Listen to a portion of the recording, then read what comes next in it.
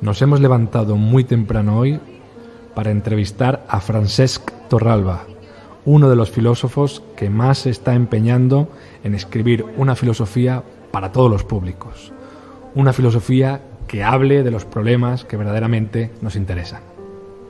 En Madrid encontramos un pequeño jardín que nos sirve como oasis para refugiarnos del frenesí de esta inmensa urbe. Estamos hoy aquí con Francesc Torralba, catedrático de Ética de la Universidad Ramon Llull de Barcelona y colaborador habitual de la televisión de la 2, para todos la 2, y un gran divulgador de temas de filosofía. ¿Qué tal, Francesc? ¿Cómo estás? Muy bien, encantado de saludarte. Ha venido aquí a Madrid a dar una charla y hemos aprovechado para poder sacarle un poco de tiempo. Queríamos primero comentar esta bella colección que tienes, la Biblioteca Torralba, la editorial Milenio, sobre distintos valores y virtudes. ¿Cómo surgió la idea? Bueno, surgió con una finalidad, ¿no? Que era intentar hacer llegar a un público culto algunos valores que creo que son muy relevantes, ¿no? Fíjate que hablamos mucho de educar en valores, se escribe mucho sobre la necesidad de valores, pero hay una ausencia de materiales. Y los que hay o eran muy elevados y por lo tanto muy restringidos para un determinado público, y por lo tanto era muy difícil encontrar pues, textos que te hablaban de la solidaridad, de la tolerancia, de la sobriedad, de la sinceridad, ¿no? Y lo que he intentado es eso, intentar traducir en unos términos lo más comprensibles para todos, valores que tienen un gran contenido semántico, ¿no? Y eso es lo que he intentado, y por lo tanto me he autolimitado en la extensión y hay una voluntad de claridad en todos ellos. Son libritos muy finitos, como breviarios, sí, que se pueden llevar casi en el bolsillo. Antes, 10 años antes, así, habías trabajado 100 valores para una vida plena en la misma editorial, que hacía, bueno, era menos extenso, y el tratamiento, pero muchos más valores. ¿Por qué estos 22? ¿Por qué no otros? Bueno, eso tampoco es un programa que se dibujó y que luego se ha ido, digamos, cumpliendo de un modo matemático, no. Han ido apareciendo muchas veces en virtud de conversaciones, de diálogo con alumnos, es decir, los alumnos nos enseñan mucho y a veces observas que hay en ellos una comprensión, pues por ejemplo, muy falseada de lo que es la solidaridad o muy poco compleja de lo que es la gratuidad o de lo que es la amistad, ¿no? Y por lo tanto han ido emergiendo muy al hilo de mis relaciones con alumnos, con lectores, con medios de comunicación, que observaba pues que a veces se utiliza un sentido de amistad muy superficial y dentro hay un océano que queda ignorado, ¿no? Y es lo que he intentado hacer, ¿no? Poder recuperar la complejidad de estos términos y, por lo tanto, hacerla llegar al gran público. Y la verdad es que ha tenido muy buena respuesta, porque lo que quería era llegar a un público no filosófico. Sí, claro. Por definición, el filósofo se le supone conocimiento de estos valores. Pero en cambio hay muchas personas que manejan estas palabras, pero que a la hora de definirlas se encuentran carentes de materiales para encontrar dónde agarrarse. De hecho, es parte del motivo de por qué te entrevistamos. Muchos de tus libros, eres un autor prolifiquísimo, están en esta línea, no solo esta colección, sino otros libros que tienes en Milenio, uno que tuvo mucho éxito, El arte de saber escuchar, sí, El arte de saber estar solo, El valor de ser uno mismo, uno de los últimos, o este otro de El silencio. Tratado otros valores que no están en esta colección, los has ido desgranando en otros lugares. Sí, la verdad, muchos de esos temas emergen, como te decía, como consecuencia de la actividad docente o bien de la relación con algunos profesionales. Por ejemplo, el libro del saber escuchar, ¿no? Pues hubo un tiempo que traté mucho a médicos, a enfermeras, a gerontólogos, a auxiliares de geriatría, a auxiliares de enfermería, ¿no? Y subrayaron mucho el valor escucha, ¿no? Cómo valora el paciente que se le escuche, el anciano que se le escuche, el niño que se le escuche. Yo observé que salvo Erich Fromm y algunos más, muy pocos habían escrito sobre en qué consiste escuchar a alguien y qué obstáculos tenemos para escuchar a alguien y los beneficios de la escucha. Por lo tanto, son libros que intentan abordar temas muy prosaicos, porque escuchar es algo que hacemos habitualmente, pero pensar qué es lo que esa actividad tiene de beneficio en nuestra vida humana y en nuestra vida emocional, ¿no? Y eso respecto también al estar solo, ¿no? Pues a veces el estar solo se dibuja como una tragedia. Que no esté solo, sobre todo que no esté solo. Bueno, pero ¿por qué no? Es decir, ¿qué hay de bueno en estar solo? ¿Qué tipo de aprendizajes hacemos cuando estamos solos? ¿Qué tipo de laboratorio antropológico es la soledad que nos permite múltiples operaciones? Recordar, anticipar, replantearnos lo que hacemos con nuestra vida, valorar cómo estamos existiendo. Es decir, la soledad no solo como algo que debe ser apartado, ¿no?, como un perro que tiene la peste, ¿no?, sino como una ocasión para reencontrarse con uno mismo. Es muy interesante, muy curioso que hayas intentado abordar, tú has dicho prosaico, pero a mí me parece que son las cuestiones cotidianas, las cuestiones que le interesan a la gente de la calle, al común. Y en cierta medida yo veo en muchos de este tipo de libros que escribes esa preocupación por el cuidado sobre uno mismo, ese recuperar el enfoque de la filosofía antigua en la línea de Pierre Hadot y de Foucault que tú has escrito ahí sobre ello. Entonces me ha parecido muy interesante tu recuperación por un lado de los clásicos, esa recopilación de citas y de textos, ¿no?, de esos textos que tú tienes, y cómo ese trabajo... Sí, porque yo entiendo siempre que la filosofía es útil cuando está en el ágora. Por lo tanto, aquí me remito a Sócrates, ¿no? Cuando está en una especie de cenáculo, apartado, aislado del mundo, con una jerga completamente críptica que solo comprenden los iniciados, yo creo que se convierte en algo completamente estéril, inútil, irrelevante socialmente, ¿no? Yo lo que reivindico es una filosofía en el ágora, y por lo tanto en medio de la plaza, de la vida pública, donde hay los problemas, donde hay las situaciones, donde uno ejerce de maestro o de enfermera, o de padre o de madre, ¿no? Preocupado con ese tema, ¿no? Exacto, ¿no? Y entonces ayudar a pensar cómo hacemos nuestras actividades habituales, ¿no? Yo por eso soy un enamorado de la filosofía práctica en este sentido, ¿no?, de la reflexión sobre la praxis. Y nosotros actuamos de distintos modos, ¿no? Pero bueno, ¿cómo estoy haciendo de padre? ¿Cómo estoy ejerciendo como profesor? ¿Cómo cuido a una persona mayor? ¿Qué significa cuidar? Se trata de recuperar el contenido de palabras que manejamos muy frecuentemente en un sentido muy superficial, ¿no? Y eso siempre me ha interesado. Y entonces, de algún modo, te enamoras de un concepto, lo vas desarrollando y tratas de articularlo para que el que lo maneja habitualmente se dé cuenta de todo lo que hay ahí metido, ¿no? Cuidar, bueno, pues es distinto cuidar a una persona anciana que cuidar a un perro. ¿Qué tiene de específico cuidar a un ser humano? ¿Y por qué es distinto cuidar una planta? Veamos las necesidades humanas, las posibilidades humanas, las dimensiones humanas, ¿no? Y ponemos a la superficie lo que somos, ¿no? Y eso me interesa, y observo que haces un gran servicio a profesionales que a veces por agenda, por vertiginoso ritmo laboral, no se detienen a pensar lo que hacen habitualmente, que es cuidar, que es enseñar, que es desarrollar pues una actividad en el ágora, ¿no? Y yo creo que nuestra función es esta, es función de servir en el ágora para mejorar la sociedad de esta forma, ¿no? Y no rehuyes tampoco los temas peliagudos. Aquí no he traído, creo, El sentido de la vida, tienes un libro que se tradujo hace poco, El sentido de la vida, o el de Plantar cara a la muerte. Plantar cara a la muerte, a ver si se traduce. O sea, que tratabas el tema de la muerte, el tema del sentido de la vida, el tema del amor últimamente. Porque son temas humanos, es decir, a mí ningún tema humano me resulta ajeno, ¿no? Y si algo tenemos en común, quizás lo más común entre todos los seres humanos es que tenemos que morirnos. De ahí nadie se escapa, ¿no? Y por lo tanto pensar cómo nos enfrentamos a esto, porque es un tabú, porque hemos dejado de pensar este tema o apartamos a los moribundos o tratamos de separarles del reino de los vivos, ¿no?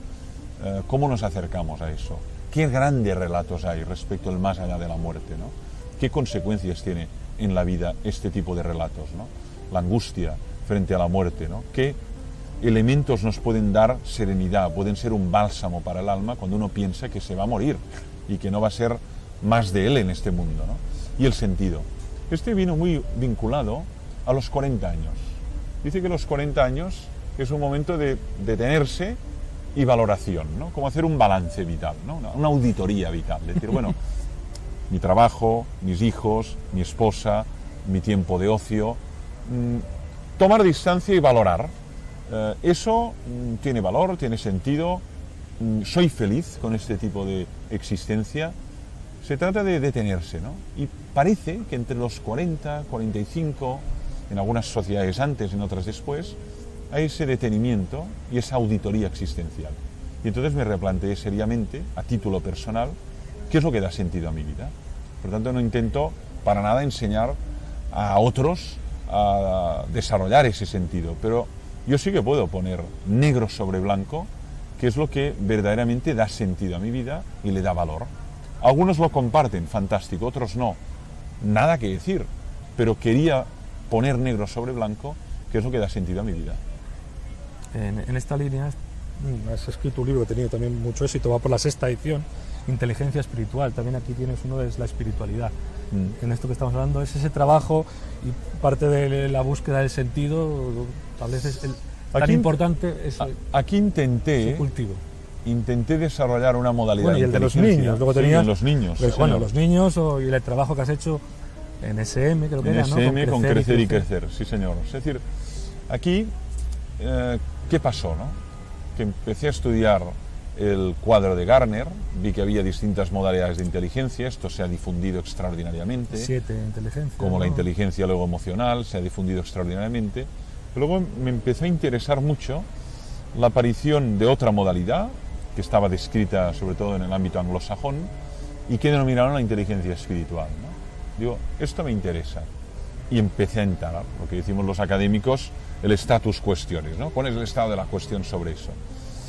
Y lo que me interesó más es decir, a ver, si esta capacidad está en todo ser humano, la espiritualidad, la capacidad de trascender, de tomar distancia, de sentirse parte de un todo, de maravillarse del mundo, si eso está en todo ser humano, ¿por qué no lo podemos educar? ¿Por qué no lo podemos desarrollar? ¿Por qué no podemos desarrollarlo en los niños, en los adolescentes, ¿no?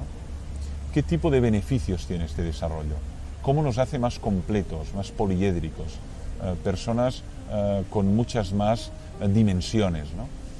Y claro, mi esfuerzo es tratar de ver no solo lo que es, sino qué traducción puede tener en el ámbito educativo. Y de hecho, en los últimos 4 años, es una expresión hoy mismo, ¿no? He ido a una, yo creo que a decenas, te llama, ¿no? a decenas de escuelas públicas y privadas, católicas y no católicas, de nuestro país, tratando de explicar de qué hablamos cuando hablamos de inteligencia espiritual, cómo educarla y qué beneficios tiene una persona que ha desarrollado esta capacidad, ¿no? Y lo que sorprende es ver que en ámbitos pues, muy desarrollados educativamente, pues como el Canadá, o como Inglaterra, o como Australia, o como Estados Unidos, eso lo tiene muy presente, ¿no? Es decir, a ver, además de desarrollar la lógico-matemática, además de desarrollar la inteligencia musical o lingüística de una persona, tenemos que desarrollar esta capacidad espiritual que permite que ella sea más profunda, más esencial, que se sienta más unida a todos los seres del mundo, ¿no? Y por lo tanto también que sea capaz de dibujar un sentido con su vida, ¿no? Y eso en los niños está.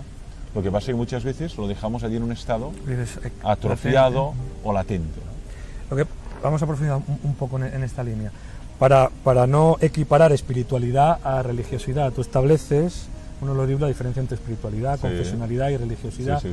y que en esta línea no es, incluso a veces dice que es inteligencia asistencial, creo que es, o trascendente, Sí, señor. que no es, para no asociar espiritualidad necesariamente a lo religioso, la línea de Adot también ejercicios espirituales, no necesariamente tienen que ser lo que hacían los monjes, sino que es algo que está muy incardinado en la vida cotidiana.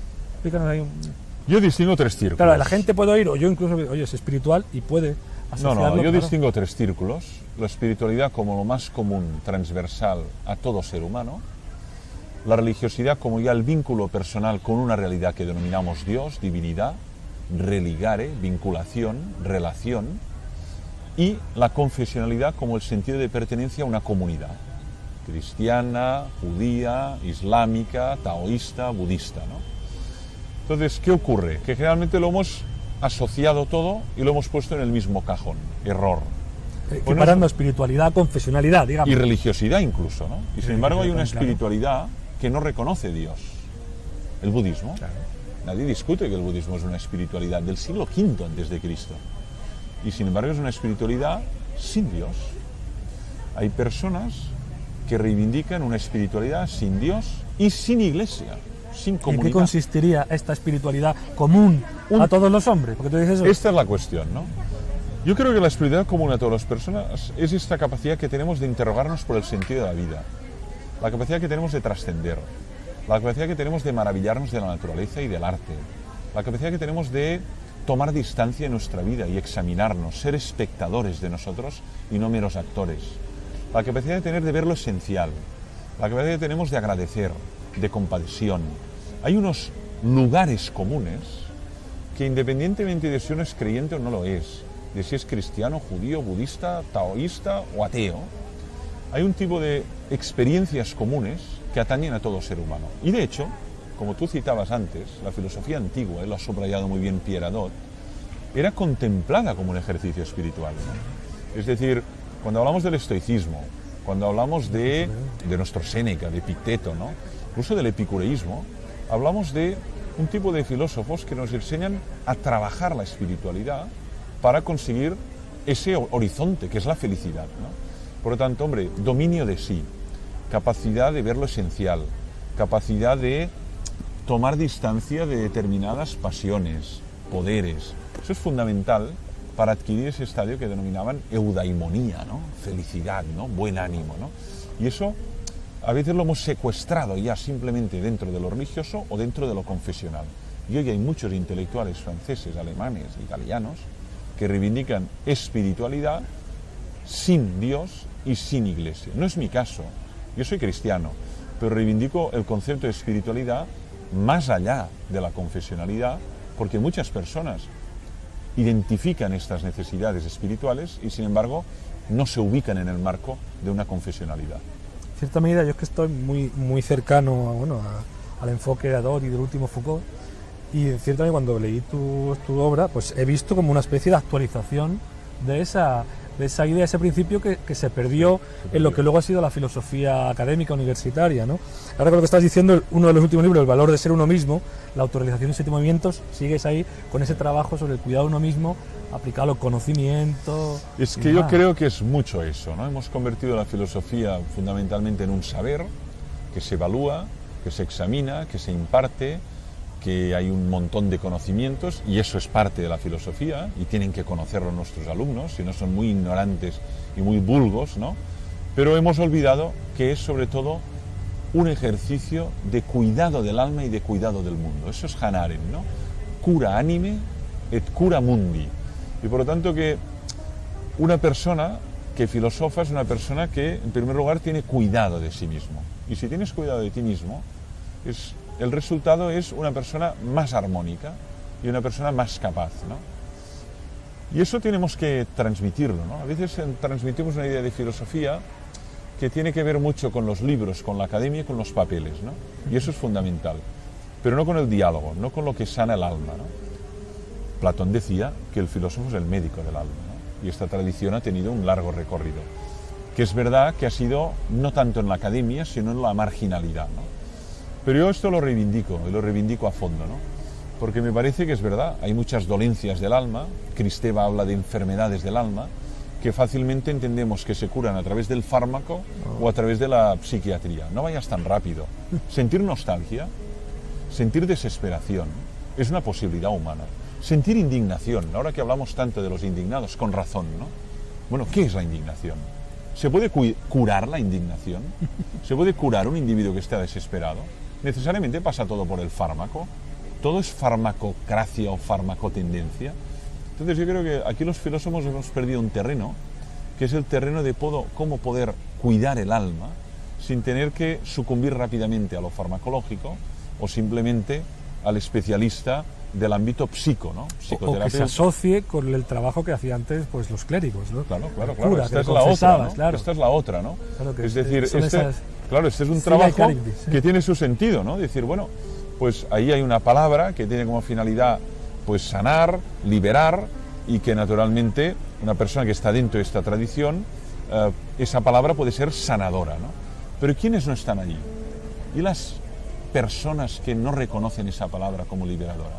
¿No pueden encontrar en la filosofía un modo de cura anime, de curar el alma? Yo estoy convencido que sí, pero es verdad que muchas veces la filosofía académica, o la filosofía abstracta, o la filosofía universitaria entra en unos caminos donde solo los muy iniciados pueden descifrar su contenido, ¿no? Y el resultado entonces es que el sujeto queda en tierra de nadie, ¿no? No encuentra ningún tipo de instrumento que le pueda ayudar a esto, al autoconocimiento, a la autorrealización, al autoanálisis, cómo estoy ejerciendo mi vida, ¿no? Y yo creo que sobre todo es autoexamen, esto es muy socrático.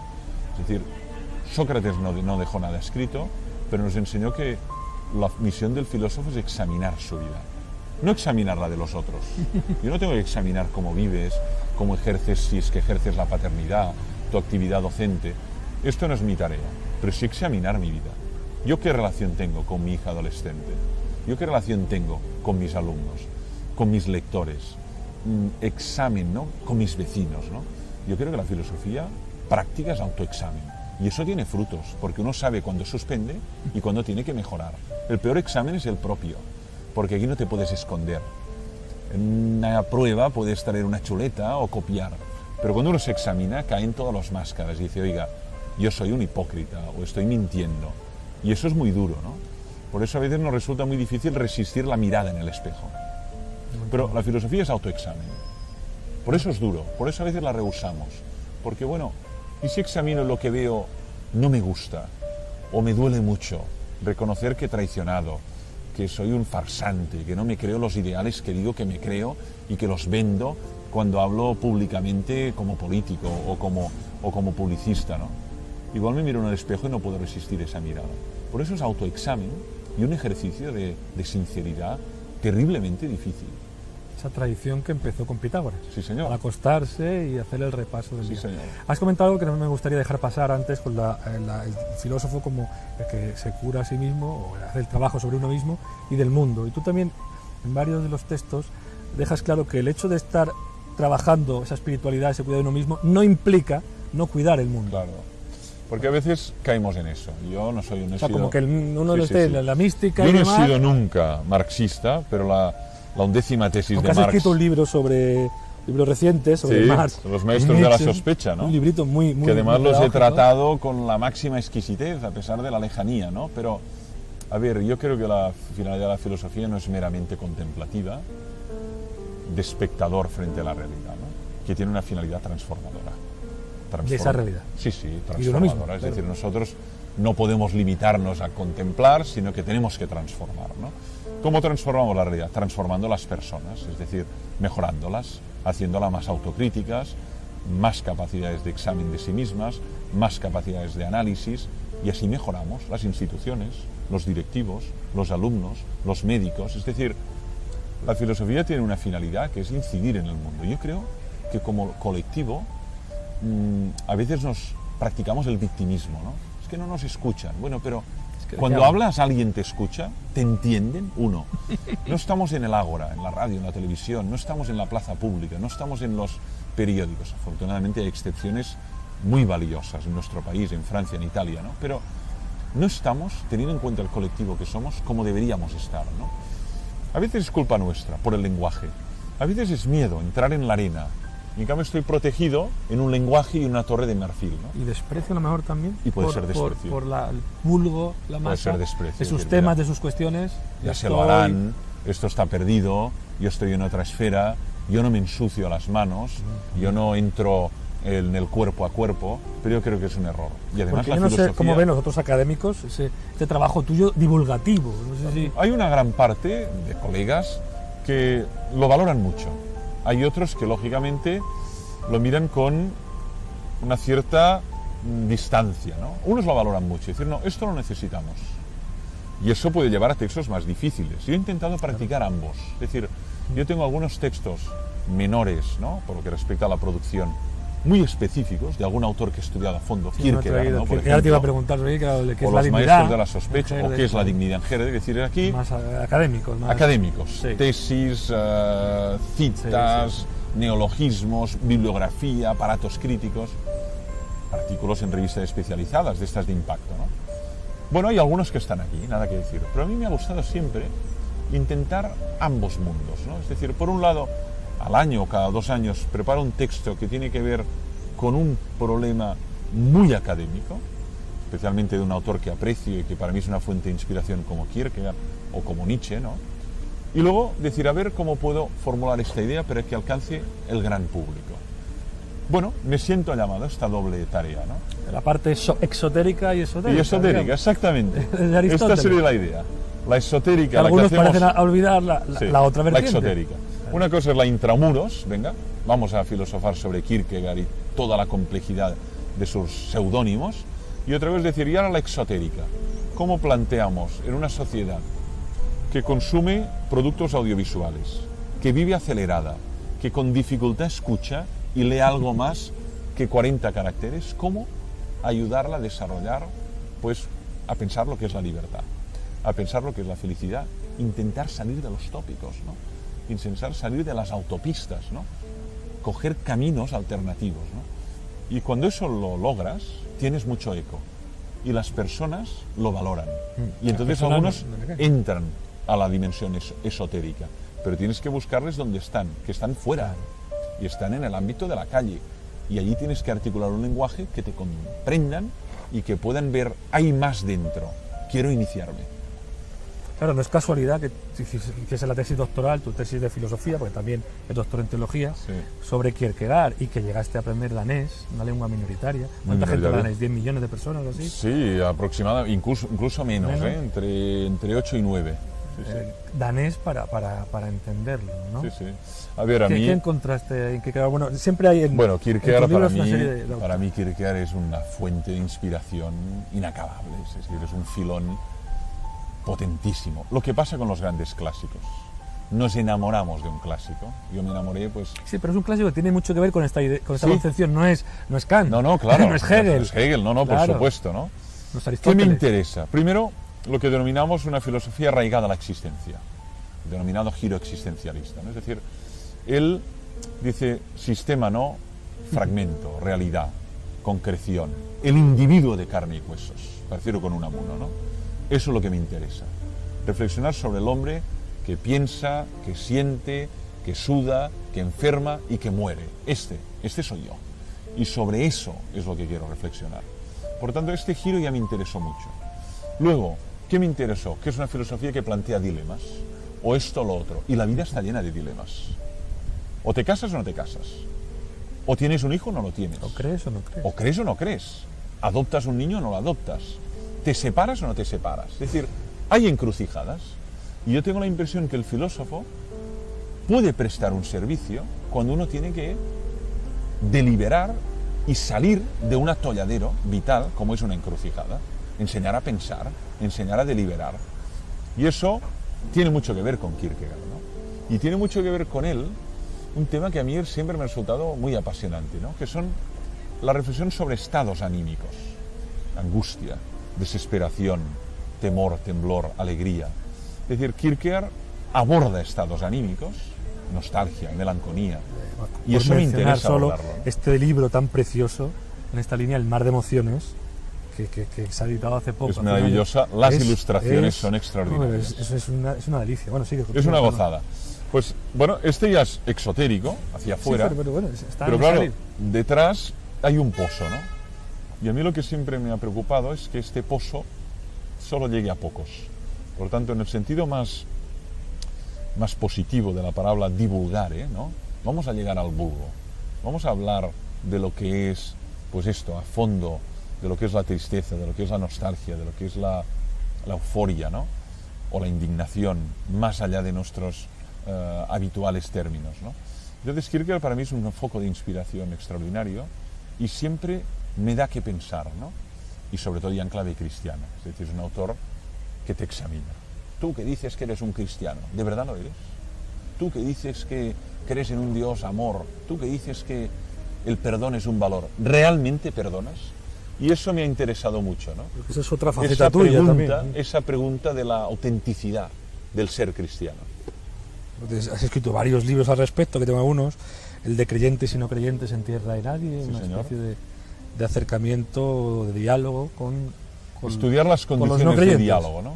¿Cómo podemos dialogar quienes creen y quienes creen, llegar a puntos de encuentro, ver dónde están las diferencias y salvar esta tendencia al maniqueísmo social o a la fractura social, ¿no? a defensa La exposición de lo que creo, racional de que con la máxima 2.0, razonabilidad, dar razón de lo que creo, fue Jesucristo 2.0, sí señor. y el de las cartas, bueno, el más reciente, porque también tienes otro cartas Sí. con una budista, ¿no? Una monja Sí, budista. hace mucho, sí. Sí. Con o, bueno, tanto. No tanto, Con o ya. sin Dios, ¿no? Un diálogo entre... Diálogo que lo había perdido en la disfrutamos biblioteca, mucho. a la vuelta a encontrar y me ha gustado mucho, es más personal. Sí, un diálogo que lo disfrutamos mucho, muchísimo, porque... Yo también es eso, un creyente, digamos, muy muy cercano a los no creyentes. Yo te has confesado creyente, yo no soy creyente. Sí. Muy cercano, muy intentando entender al otro. Siempre me ha interesado. A ver, la mayoría de mis amigos son agnósticos y ateos, amigos del alma, amigos del patio del colegio, pantalón corto y bocadillo, ¿no? Entonces, tú estudiaste, creo que dijiste en un colegio... No, yo estudié siempre en colegios laicos. Lo que pasa es que luego empecé teología, la hice simultáneamente a filosofía. Entonces, digamos que tu ambiente era agnóstico y tú has sido, ¿no? Sí, bueno, mi familia ¿tus no, amigos? Mi familia no. Mis padres un entorno cristiano abierto, un cristiano poroso, hoy diríamos progresista, Concilio Vaticano II, ¿no? Pero las escuelas que frecuenté, pues no eran escuelas confesionales, ¿no? En cambio me despertaron este interés por lo espiritual y de hecho no me generaron antipatía, que a veces determinados procesos de educación lo que generan son anticuerpos, ¿no? Y dice, ostras, que me hablaron de esta manera, me adoctrinaron de esta manera que nunca más quise saber nada, ¿no? No fue mi caso y entonces tuve interés en estudiar teología y me ha interesado mucho siempre toda la esfera de los no creyentes. Es decir, me interesa al filósofo, yo creo que debe interesarle ese que no se ubica en sus tesis. Y en lugar de hacer una enmienda a la totalidad, que es lo que tendemos, decir, no, ¿y por qué se ubica en ese puesto? ¿Qué hay de verdad en ese puesto, ¿no? Y este diálogo es clave. Mira, cuando dialogas con alguien que piensa como tú, no creces. Es la repetición de lo mismo. Que no sabemos si sería diálogo eso. Muchas veces es un monólogo duplicado, ¿no? Estamos tan de acuerdo, fantástico, ¿no? Políticamente, socialmente, religiosamente, bueno. Lo que te activa es dialogar con otro, con el otro. Cristiano y un budista, cristiano y un ateo, izquierda y derecha. Eso es lo que nos activa, pero eso es lo difícil. Porque eso te desarma. Te encuentras con alguien que te hace preguntas, que sale del guión, que te inquieta con sus reflexiones. Y a él también le inquietas. Y entonces eso te da que pensar y quizá te abre la puerta a cambiar elementos de tu identidad, ¿no? Claro. Yo he dialogado con budistas. Porque si no tiene gracia, claro, ese diálogo. Entonces, si el salimos diálogo igual después del con diálogo, lo mismo, claro, es un diálogo para mí muchas veces viciado, sesgado y que generalmente ya sabes cómo terminará. En cambio, el diálogo con otro, con uno que no cree, como por ejemplo Vicenç Villatoro, escritor catalán muy conocido, pues para mí fue muy fecundo, pero también con una budista, ¿no? Es decir, ¿qué significa orar para un budista? Y orar para un cristiano. No tiene Dios, claro. ¿Qué significa la muerte para un budista y su idea de nirvana y el círculo kármico? ¿Y qué significa resurrección? ¿Y qué sentido tiene creer en la resurrección, ¿no? O sea, a mí, este diálogo, más que debilitar mi fe, me ha exigido estudiar más y ahondar más en mis fuentes espirituales para ver cuál es su razonabilidad. Ojo, y también su fragilidad, ¿no? Es decir, bueno, eso tiene una forma de concepción, pero la postura del otro no es estúpida. También hay una razonabilidad en el ateo. No es la figura del insensato que dice, claro, como piensa poco, no, cuidado. ¿Alguien puede decir que pensó poco Nietzsche? ¿Alguien puede decir que pensó poco Kant? ¿O Marx, para hablar de un ateo explícito? ¿O Sigmund Freud? Nadie. Y sin embargo llegaron a conclusiones muy lejanas a Santo Tomás y a San Agustín. Bueno, por lo tanto, ojo con decir que no hay razonabilidad en las opciones que yo no he tomado. Esto es lo que me ha interesado siempre.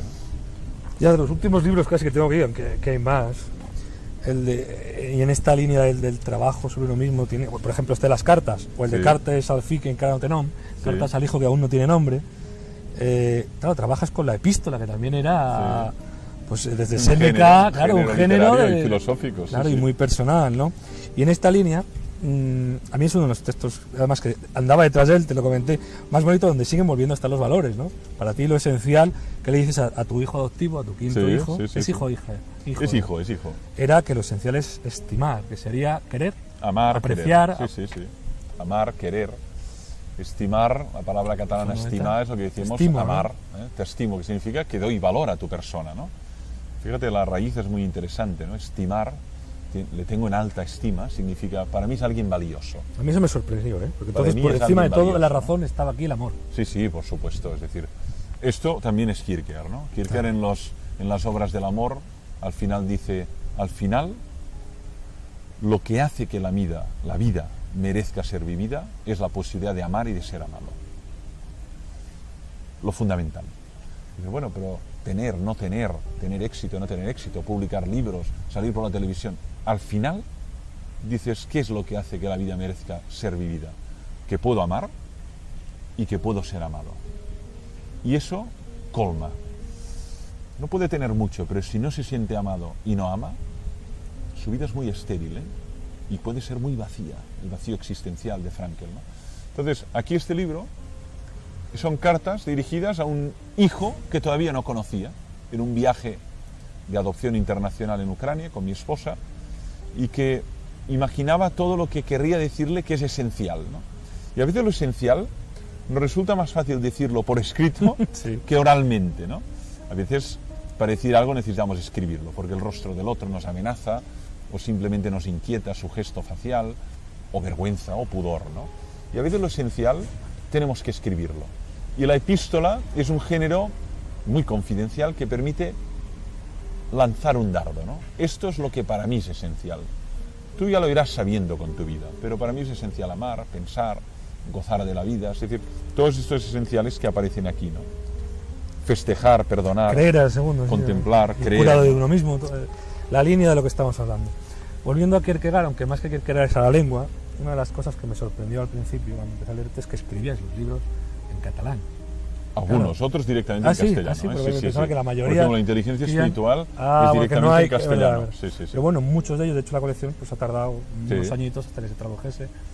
Y quería hablar de ese elemento, de lo que sería la filosofía catalana.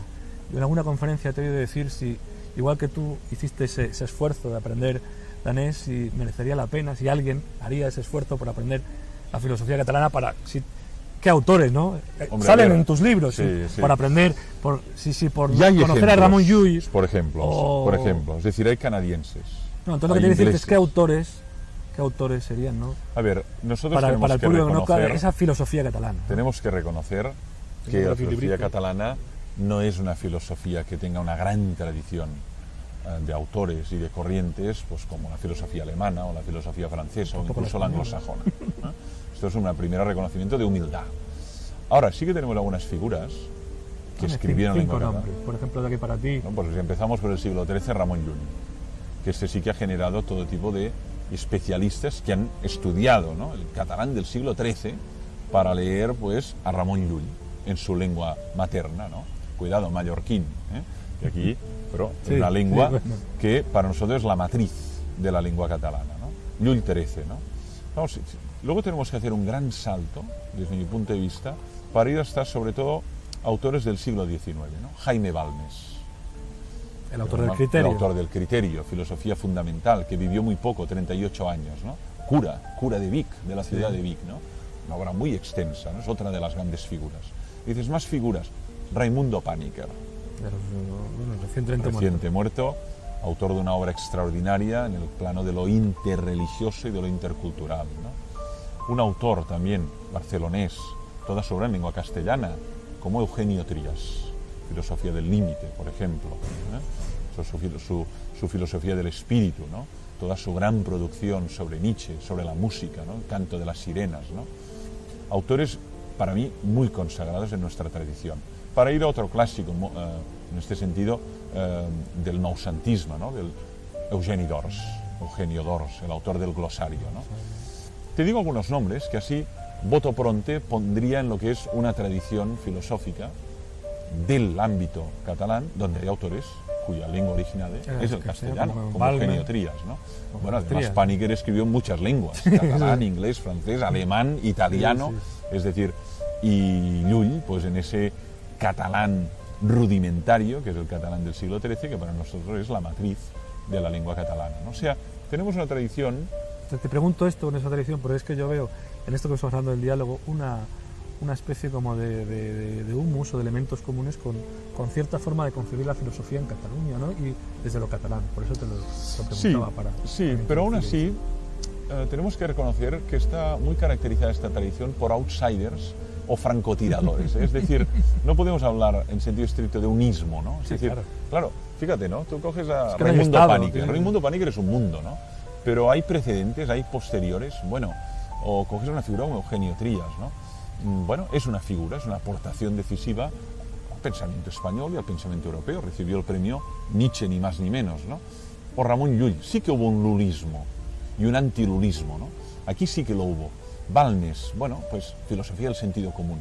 No tenemos propiamente una cadena de continuidad, ¿no? Hay figuras que desarrollan una obra, algunos discípulos en el mejor de los casos, y luego aparece otra irrupción de otro personaje. También te digo eso porque aparecen en la colección Benita, aparece Llull, la del amor que viene de dentro, sí, aparece Jaime Balmes, aparece Ferrater Mora con un texto. Ferrater Mora, otra de las grandes figuras, sí señor. Un texto sobre las formas catalanas de vida. Bueno, porque yo no tiendo a olvidarme de los cercanos, ¿no? Hay quien solo cita alemanes y franceses, italianos, bueno, pero ¿por qué no podemos apreciar lo que tenemos cercano sin caer en el chauvinismo, ¿no? Sin caer en no son los mejores, no, pero que no hay pensamientos de Llull que nos dan mucho que pensar en el siglo XXI, a pesar de que se elaboraron en el XIII, o de Jaime Balmes en el Criterio, a pesar de ser un cura del siglo XIX y de la ciudad de Vic. Bueno, pues, ¿qué no hay en él pozo útil para la educación o para el pensamiento actual? Y por eso yo intento evitar, uno, la caída solo en los autores de fuera, dos, en los propios. Intentemos alternar y ver lo que cada uno aporta al acervo común de la humanidad, ¿no? En esta línea, y ahora con la cuestión catalana, y la cuestión, primero en la lengua, yo veo con los alumnos, cuando hablo de catalán, te puedo contar una anécdota. El año pasado entrevistamos a Marina, y fui con los alumnos, una pequeña selección de alumnos, y su secretario pues era catalán. Y yo hablé con él en catalán y demás. Bueno, él me habló y decía, me hace mucha ilusión oírlo porque yo me crié en Valencia. Y los alumnos andaluces, pues esto les sentó, no sé, muy mal. Entonces, ese elemento de rechazo a la lengua catalana por la cuestión política, a mí me da mucha pena. Y me acuerdo de Juan Carlos, no sé si conoces, Juan Carlos Moreno, el sí, lingüista, sí. Esa idea que él plantea de ese esquilingüismo, de ¿por qué no me puedes tú hablar en catalán y yo hablar en castellano? Imaginemos que yo no sé hablar catalán, y entonces hago ese esfuerzo de entender esa lengua de modo pasivo. Son lenguas hermanas, son lenguas que han estado conviviendo durante mucho tiempo y se han influido mutuamente de una manera bastante intensa. Entonces, es tan posible para un castellano hablante entender catalán como para un catalán hablante entender castellano. Por tanto, aunque de facto no sea así, el catalán es tan útil, o podría ser tan útil para comunicarse como el castellano en todos sitios. El gallego es tan válido para comunicarse en Madrid como el castellano para comunicarse en La Coruña. No nos han enseñado cómo son, a oírlas, a sentirlas, a escucharlas en ámbitos nacionales.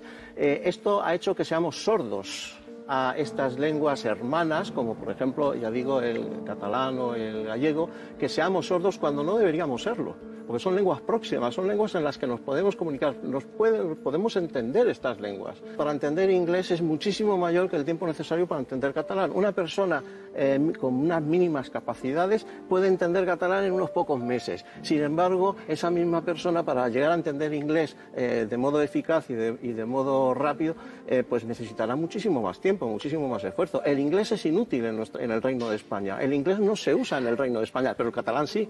Hoy por hoy, el catalán es más útil que el inglés para encontrar trabajo, hoy por hoy, afortunadamente. Es mucho más factible aprender a entender 10 lenguas, romances, vamos a poner por ejemplo, que inglés, aprender a hablar inglés. Es mucho más factible. Es decir, y me estoy refiriendo a lenguas como el portugués, el francés, el italiano. Es mucho más factible que una persona pueda llegar a entender, no hablar, pero sí a entender estas lenguas vecinas, que son útiles tanto en los países donde se hablan. Es mucho más fácil que llegar a dominar inglés, por ejemplo. Y no sería necesario, o sea, plantearte la pregunta así, es decir, con esta diversidad plural de España, ¿qué pasa desde otras partes que no se Nos ha faltado no se a todos respeta? Pedagogía, por un lado, capacidad de deshacer muchos tópicos y reconocer la riqueza enorme, lingüística, cultural, gastronómica, paisajística, literaria, que hay en el conjunto de España, ¿no? Entonces hay una actitud muy frecuentemente, primero, desconocimiento. Universitarios que desconocen absolutamente la cultura gallega y la lengua gallega, ya no hablo del euskera, ¿no? Ya no hablo también de autores y literatura catalana, ¿no? Esto ha fallado estrepitosamente. No a profundizar en esta pluralidad de manifestaciones culturales y lingüísticas que hay en esto que Salvador Espriu dijo la piel de toro, ¿no? O la pell de brau, ¿no? Eso ha sido un error terrible y desde la transición no se ha hecho bien. De hecho, subsisten los mismos tópicos prejuicios o han empeorado respecto a las distintas comunidades, realidades nacionales, culturales, lingüísticas, ¿no? Luego es verdad que el entorno tóxico político naturalmente lo ha agravado, ¿no? Y para mí esto es un drama, ¿no? Porque la riqueza es cuanto más lenguas mejor. La riqueza es cuanto más literatura es mejor, ¿no? Fíjate en el mundo, ¿no? El día que hubiera solo una lengua, imaginemos, ¿no? O solo una literatura, o solo una cultura. Perdemos riqueza. La grandeza es que uno puede meterse en la literatura alemana, o en la literatura francesa, o en la literatura danesa, ¿no? Y dice, ostras, está Kierkegaard, tú. Podía haber escrito en alemán, pero era su lengua materna y optó por ello porque es donde le fluía mejor el pensar, y es lógico. O sea, yo creo que nos hemos equivocado mucho al plantear la pluralidad de expresiones culturales lingüísticas y presentarlo como lucha, como confrontación o incluso como amenaza, ¿no? Yo creo que esto es un drama. En otros países mucho más civilizados que el nuestro, la pluralidad lingüística es asumida, es Suiza, por ejemplo, ¿no? Y no hay estas situaciones de conflicto lingüístico como lamentablemente vimos en parte de nuestro país, ¿no? Y ya con esta cuestión política, para terminar, ¿cómo es la cuestión de la independencia en Cataluña? Esto veremos qué pasa, ¿no? Es decir... ¿Te puedo hacer así la pregunta directa? ¿Tú estás a favor? Porque tenemos Terry Cabras, Xavier Robert de Ventós, que están... Yo lo que estoy seguro a favor es que tiene que haber una consulta a los ciudadanos. ¿Por qué? Porque si no, no sabremos realmente de cuántos hablamos ni de cuáles son las magnitudes, ¿no? Hablamos de trabajos de campo, pero bueno, a ver, ¿cuántas personas son favorables a y cuántos no? ¿Y por qué, no? Y eso yo creo que es, ya diría, por higiene democrática y para saber realmente de qué estamos hablando, ¿no? Entonces, a mí me parece que en la medida en que se coarte o se limite esta capacidad de poder expresar públicamente, aunque sea una consulta no vinculante, pero eso todavía activa más el recelo, sí, eso sí, incluso la ira o incluso la actitud contraria, ¿por qué no queréis? Por no plantear esta cuestión, ¿no? Dicho eso, yo creo que una vez esto tenga lugar, entonces se tendrán que explicar muy bien los pros y los contras, lo que perdemos y lo que ganamos. Y luego otro elemento, cómo mantener los vínculos emocionales sanos con todo el conjunto. España, en el caso que haya una independencia, porque hay vínculos familiares, hay vínculos empresariales, hay vínculos educativos, ¿no? Y ese tejido tiene que permanecer en un contexto de independencia, ¿no? Tanto yo lo que te puedo decir ahora, que es en el debate que estamos, porque ahora todavía no estamos en el debate de si independencia sí, sino de si consulta sí o no. Sí. Que este es el debate que todavía no tiene lugar, ¿no? Y que no se permite, ¿no? Y aquí hay una minoría que creen que no debe tener lugar, y yo creo que por higiene social y por higiene democrática, saber de quiénes estamos hablando y de cuántos, hay que abrir la posibilidad, aunque fuera una consulta no vinculante, pero saber, ojo, hay un grupo notable de ciudadanos en Cataluña que opta o optaría por esta posibilidad. Ténganlo en cuenta. ¿Y por qué se produce esto? No es una casualidad. Francesc ha conseguido que me sienta muy cómodo y que la entrevista fluya con naturalidad. Me gustaría cerrar con unas líneas que aparecen en el prólogo de su último libro, La Revolución Ética. Allí podemos leer: la auténtica revolución es la del espíritu, nacida del convencimiento de que es necesario cambiar las actitudes mentales y los valores que dan forma al progreso del desarrollo de una nación. Creo que esta frase resume muy bien el enfoque de Torralba y deja claro de que el trabajo interior, el trabajo espiritual, no es incompatible con la lucha contra las injusticias, con la defensa de los derechos humanos.